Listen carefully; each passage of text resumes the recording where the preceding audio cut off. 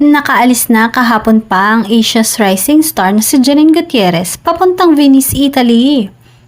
Umalis ang aktres ng bandang 7:30 p.m. at may stopover siya sa Hamad International Airport sa Doha, Qatar.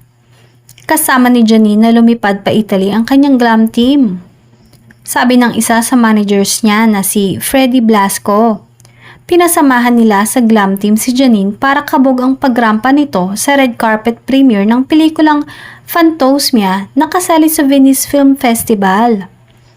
Hindi naman nakasama kay Janine pa Italy ang naliling sa kanya ngayon na si Jericho Rosales dahil kailangan nitong mag-promote ng Lavender Fields.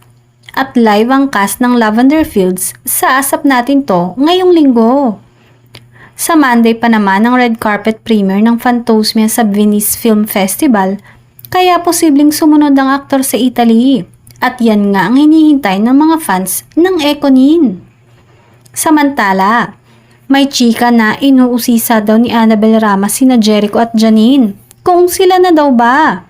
Sinagot naman ito ni Janine nang nanliligo pa lang si Jericho sa kanya. Maaalalang present si Annabel Rama sa belated birthday event ng lola ni Janine na si Pilita. Imagine, kahit sino mapapagkamalang magjowa na ang dalawa dahil sa mga kinikilos nila at lambing sa isa't isa.